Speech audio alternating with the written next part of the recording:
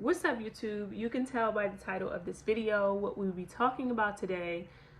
This video for me is so long overdue. I was supposed to post this video like months ago, like literally months ago. But I'm human, I'm forgetful, and I struggle with being vulnerable. The fact that I can just be like here telling my business is really nothing but the Lord, because I don't be on this type time. So I will really honestly, I'll start with my experience, how I feel like I combated it, and things I wish I would have done sooner so that all of those feelings and emotions could have subsided. I would start from the very beginning and then talk about and it will lead up to now. I have a little notebook, so if you see me looking down, don't be alarmed. I'm just making sure that I am talking about all of the right things. So first things first, if you have a baby or, about to give birth, you know that after you have the baby, you go to like your 6-week checkup. I believe it's 6 weeks. And there she asks you, like, do you want to harm yourself? Do you want to harm your baby? Like, do you feel guilty? Like a few questions, more questions that I really can't exactly think of. But they actually start like that. And so my answers to those questions were no, right? Because I don't want to harm myself. I didn't want to harm Madison. She's my daughter. I didn't want to harm her. But so I answered truthfully. But for me, my postpartum kicked in because of the weight that I put on after I had Madison. Like, I was like 202 when I was pregnant, and after I gave birth, I think it dropped down drastically. Like, I wasn't that. But pre-baby, I was only like 140 pounds. So I wasn't used to boobs. I wasn't used to anything. Like, I'm like, what is this weight? And I struggle with that. I struggle with being able to physically and mentally identify with who I was. And that was very, very hard for me. Again, I woke up flat tummy. I ate whatever I wanted to eat, flat tummy. But now I had this gut, right? And I'm looking in the mirror like, what is this? Like, what is this? And this might sound super shallow, but for me, this is my experience, right?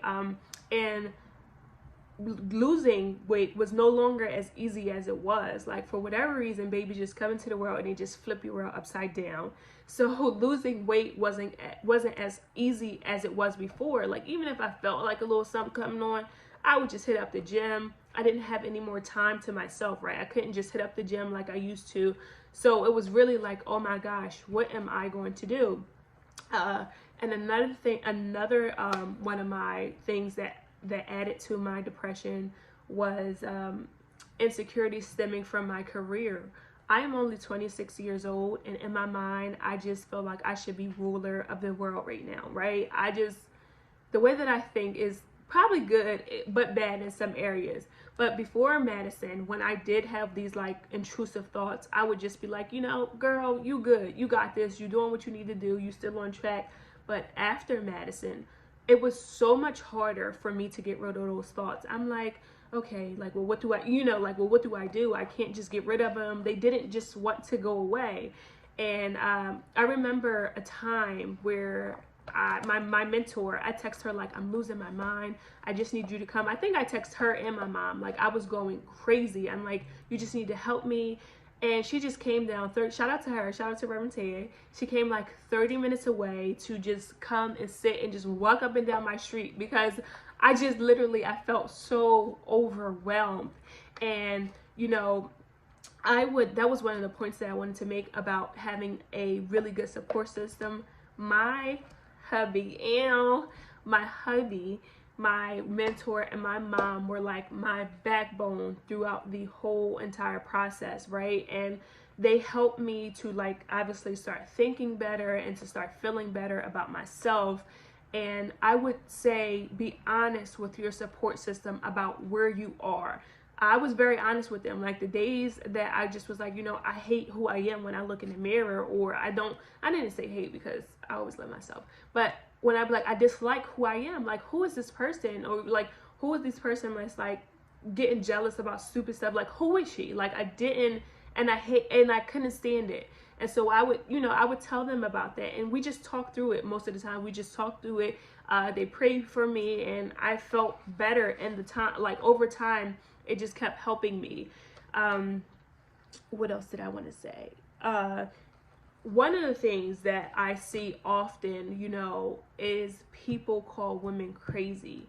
And that bothers me because there's such a misconception about after you have birth. People think that after you have birth, you are just supposed to drop your baby weight ASAP. I was one of those people. And you're supposed to just go back to feeling your number one, you're like your old self. And that's not always true. Like, there are millions of women who struggle because they think that for whatever reason they are just supposed to feel normal again, but that's not the case, right? You don't just go back to feeling like your happy-go-lucky self. And if you did, and then that's your testimony, kudos to you, big ups, all of that. But for me, and I know a few women, that wasn't ours. So, like, give yourself grace. I did not do that, and I wish I would have done that. I wish I would have just, you know, allowed myself time to just sit in whatever I was dealing and going through without feeling like, you know, I was the worst person in the world. That is, you know, you don't need to be feeling like that, because that's the devil and he is a liar. So ways that I started to combat, like, you know, obviously feeling like insecure about my weight and stuff, was I started to get dressed. When I had Maddie, my hair was like always up in a bun. Like the first maybe month and a half, I was bun gang, because who got time to do anything when you're just dealing with a baby all day? So I wore a bun for like forever, and then I got it sewn, and your girl was dropping pictures, because before that my camera was just filled with this little girl who just came into my life, tore it upside down. But I started to take pictures of me again. I'm like, okay, sis, you cute. Like, okay, sis, time to go get them eyebrows done. So I really started to do things that made me happy. And I think I had Madison when I was 24. My 25th birthday, I got my makeup stuff done. I bought a pretty dress. I just felt great about myself. And I was like, okay, had I done this sooner, I would probably, you know, have been out of this funk way sooner than what I was. And I think you should leave yourself sticky notes. Sticky notes are so important. Do not underestimate the power of a sticky note, okay? So what I would do is, like, I left sticky notes on my dresser, like, you got this, day by day, one day at a time. And that helped me to just sit in a moment and be like, I'm doing a doggone thing. I am a great mom. I'm doing the best that I can with what I have. I'm taking it day by day. I started going on walks. Like, I would walk with my with whoever, like, honestly, whoever was off of work out of my family. I would like, y'all want to walk? And we would just walk, right? But not only was it helping me to just get out the house from just having a newborn, like creating new surroundings for me, but it was still also helping me to just feel free, like, you know, get this weight off. I'm like, okay, I can see the pounds just shedding or whatever, and I felt good about it, right? I'm like, okay, new niche, new me, what's up? So yes, I would definitely encourage you all to do the same thing. And control what you say to yourself.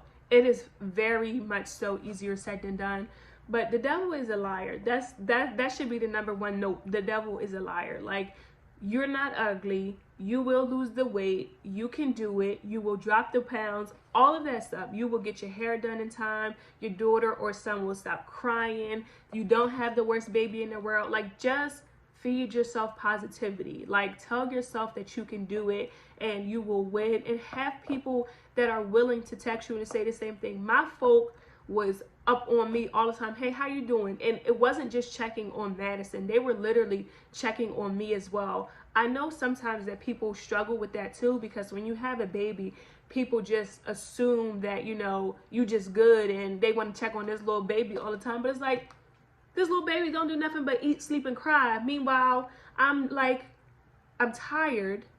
I got to deal with this baby all day, and I don't know who I am. Why you not checking on me? So get you some folk who going to check on you. Again, you can always hit me up in the email, because honestly, I've been there before, and I've just been there before, and I really have done that. As I mentioned earlier in the video, I never wanted to commit suicide or harm myself or anybody else. But for you guys, I will leave the suicide prevention hotline phone number, because it's important that you don't. It's important that you talk to people about whatever it is that you're feeling. There are people there to help. And I just hope that this video blesses you in some way and shows you that you are not the only one out here going through or have gone through it. Many women have.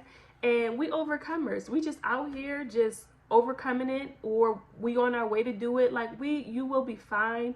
You will be good. And I pray that you are blessed by it. Thank you.